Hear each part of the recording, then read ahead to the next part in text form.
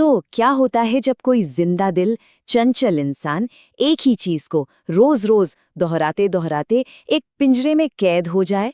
आज हम इसी सवाल का जवाब ढूंढने की कोशिश करेंगे सच्चिदानंद हीरानंद वात्स्यायन अज्ञेय की एक बहुत ही मार्मिक कहानी रोज के जरिए। ये कहानी हमें शादी, रूटीन और कैसे हमारे अपने सपने दम तोड़ देते हैं, इसके एक गहरे सच से मिलवाती है। 4 साल, ये एक लंबा वक्त होता है ना? खासकर तब जब आप किसी ऐसे से मिलने का इंतजार कर रहे हो जिसे आप लगता था कि बहुत अच्छे से जानते हैं। हमारी कहानी की शुरुआत भी कुछ ऐसी ही है, एक उम्मीद से, एक रीयूनियन की उम्मीद जो पूरे 4 साल के लंबे गैप के बाद होने वाला था। और सोचिए, इस इंतजार में कितनी यादें, कितनी उम्मीदें छुपी होंगी। कहानी का जो नरेटर है वो अपनी बचपन की दोस्त मालती से मिलने के लिए एक मुश्किल सफर पर निकलता है। मतलब वो उससे मिलने के लिए इतना बेचैन है कि पूरे 18 मील पैदल चलकर एक दूर दराज के पहाड़ी इलाके में पहुंचता है।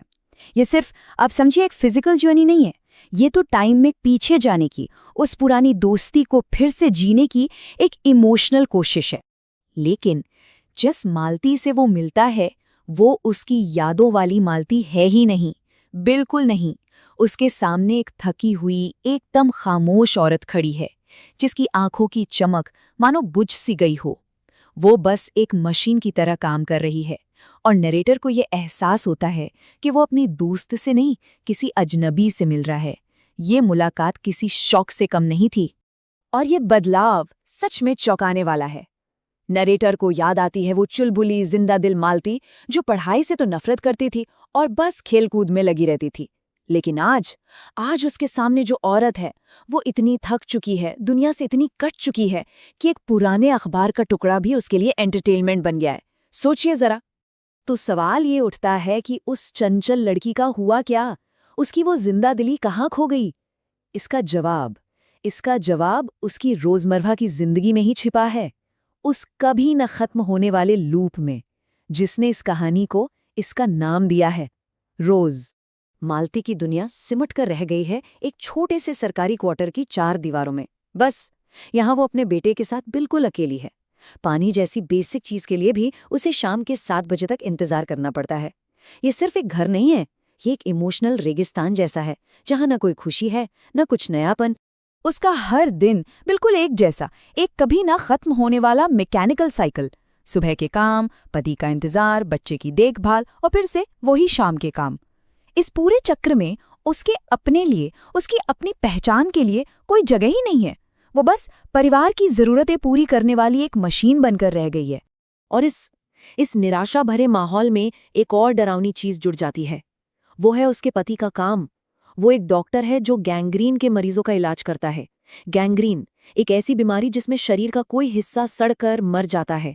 और जानते हैं, ये गैंग्रीन सिर्फ एक बीमारी नहीं है, ये मालती की जिंदगी का एक सिंबल बन जाता है, एक प्रतीक, जहां उसकी आत्मा, उसके सपने, उसकी खुशियां सब धीरे धीरे सड़ रही हैं। लेकिन ये जो बदलाव है ना, ये सिर्फ बाहर से नहीं दिखता। कहानी में 2 ऐसे पल आते हैं जो हमें दिखाते हैं कि इस रूटीन ने उसकी आत्मा को अंदर से कितना खोखला कर दिया है। ये वो पल हैं जब असलियत सामने आती है। तो कहानी में एक मोमेंट आता है जब मालती का छोटा बेटा टिटी बिस्तर से गिर जाता है। नरेटर का तो दिल दहल जाता है ये देखकर।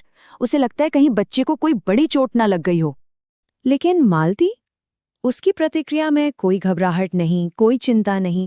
वो बस बहुत शांति से कहती है, ऐसा तो रोज होता है। ये लाइन दिल दहला देती है। सोचिए, उसकी जिंदगी की बोरियत ने एक माँ के सबसे नेचुरल इंस्टिंक्ट को भी खत्म कर दिया है। दर्द और चिंता भी अब उसके लिए बस रोज की बात हो गई है। अब जो दूसरा पल है वो और भी ज्यादा सटल है, मतलब बहुत ही साधारण सी चीज से निकल कर आता है।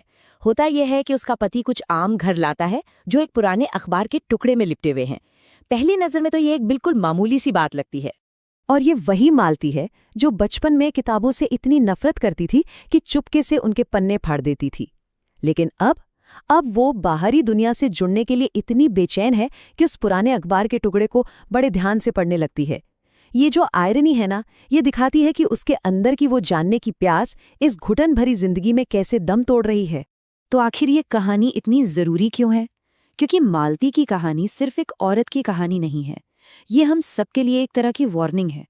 ये इस बारे में है कि कैसे एक ही ढर्रे पर चलती हुई आइसोलेटेड जिंदगी किसी भी इंसान की रूह को, उसकी पहचान को धीरे धीरे मार सकती है।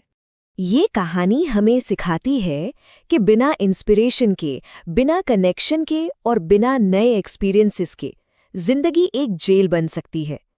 ये रोज या हर दिन का जो चक्कर है ना, ये एक जिंदा दिल इंसान को उसकी अपनी ही परछाई बनाकर छोड़ सकता है।